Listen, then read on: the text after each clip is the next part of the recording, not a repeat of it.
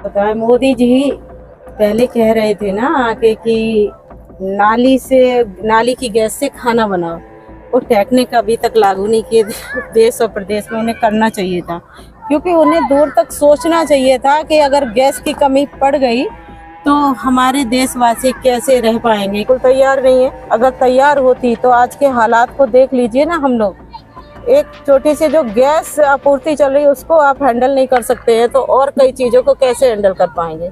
ये बहुत बड़ा सवाल है। सोचना चाहिए जो हमारे केंद्र और प्रदेश में बैठे हुए नेता हैं। जो अभी तक गीता जी कौन कौन सी लाइनों में लगना पड़ा जब से डबल इंजन की सरकार आई? कितनी लाइनों में लगे? मैंने नोटबंदी, उसके बाद आपका खाद के लिए देख लीजिएगा, फिर कई एक क्या बताएं। गीता जी क्या लगता है अभी सिलेंडर नहीं मिल पा रहा है? नहीं, कहाँ मिल पा रहा है लोग सिलेंडर। कह रहे कि बुकिंग करने पर मिल जा रहा है। नहीं, कहीं नहीं। कालाबाजारी बहुत हद से ज्यादा है। ये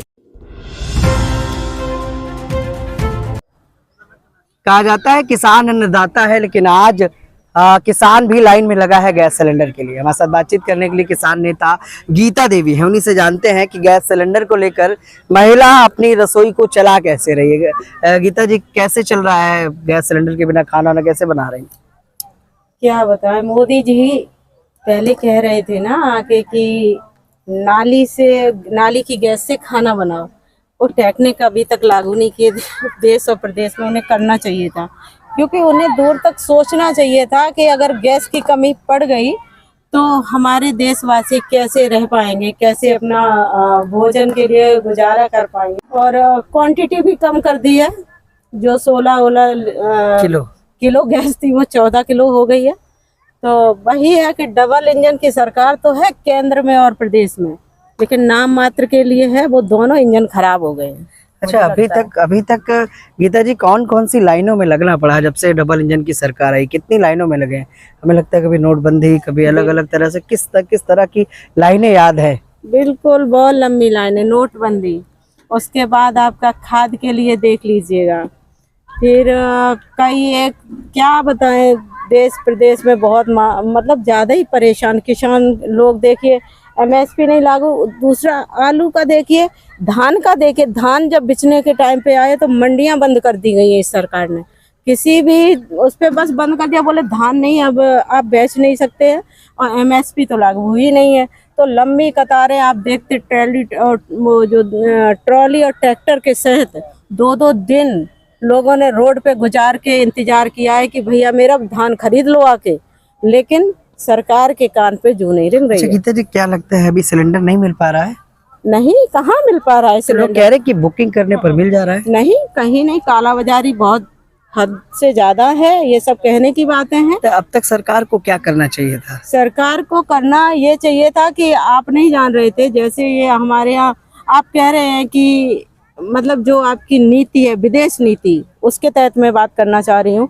आपने कहा था कि इजराइल और इसके युद्ध का हमारे देश पे कोई असर नहीं पड़ेगा। उसी का असर है। देखिएगा कि आपकी वहाँ से जहाँ ये आपका ईरान, हाँ, ईरान से जो हमारा गैस का आ रहा था ना, और वहाँ पे आपने वहाँ जाके इजराइल में जाके गलेबंदी लगा दी और जो भी किया, उसका असर है कि आज हिंदुस्तानी गैस के लिए लाइनों में खड़े हैं। ये केंद्र और प्रदेश सरकार को सोचना चाहिए, शर्म आनी चाहिए। आम जनता को आप कहाँ से कहाँ ले आए। तो अब तक क्या कर देना चाहिए था जो इसकी समस्या का समाधान हो जाए? अरे आपको करना चाहिए, आपको अपने स्टोर रूम में विधिवत ढंग से गैस ज्यादा रखनी चाहिए था, अगर आपको पता था कि ऐसा संकट आएगा। क्योंकि देखिए केंद्र और प्रदेश में बैठने वाले वही लोग हैं, उनको ज्यादातर पता रहता है कि हाँ कौन से हालातों से हमारा देश जूझ सकता है। ये है कि आप सोचिए ना कि आम जनमानस कैसे अपने घर का खाना बनाए, क्योंकि मेन तो आपका है कि जब हम खाएंगे नहीं तो कैसे चल पाएंगे। तो खाना तो मेन जरूरत है, उसके लिए गैस के स्टोरेज फुल करो। सरकार को अपनी नीति पर काम करना चाहिए। कि आप कह रहे हैं कि आपने उज्ज्वला योजना लाए थे, हाँ, घर घर गैस और ये और वो सारी हवाई बातें, हाँ, सिर्फ वोट लेने से काम नहीं चलेगा। आप अच्छा गीता जी क्या लगता है किसी वैश्विक महामारी जैसे कोरोना आ गया था पहले, लगता है सरकार इस तरह की महामारी या इस तरह के संकट के लिए तैयार है?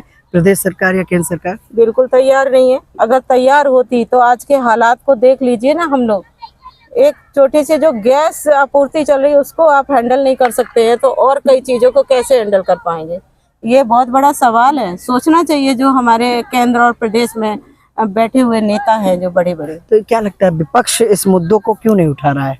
विपक्ष उठा रहा है, बिल्कुल उठा रहा है। आप देखिएगा जब ये बोलते हैं अपना वहाँ संसद में जाके तो लोगों के माइक बंद कर दिए जाते हैं कि मतलब एक तरह से पर्दा पड़ता है, पर्दा डाले हुए है कि जो है सब कुछ ठीक है, लेकिन ये नहीं पता है कि ये पर्दा उठेगा तो बहुत सारे राज आएंगे बाहर। इसका असर जो आज गीता जी जो आज धरातल पर देखने को मिल रहा है, कभी गैस संकट, कभी अलग अलग तरह के संकट, क्या लगता है 27 के चुनाव में कुछ रिजल्ट बदल सकता है इस बार? बिल्कुल बदल सकता है, क्योंकि अगर जनता जागृत है और देख रही है कि कई तरह से हम परेशान हैं, ठीक है, तो क्या करेंगे ऐसी सरकार का हम लोग? सरकारों को तो फिर बदलना ही चाहिए।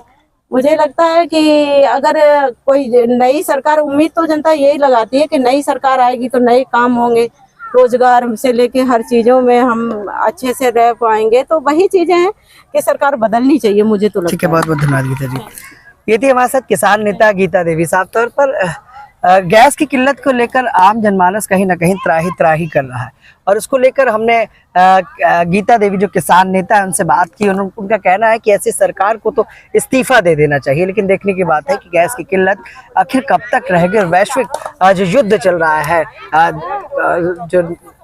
रहा है, इसका असर जिस तरह से भारत पर पड़ा है, क्या भारत इसके लिए तैयार है? और अगर तैयार है तो गैस की समस्या धरातल पर क्यों नजर आ रही है? सहयोगी रंजीत के साथ में विक्रम, लखनऊ से।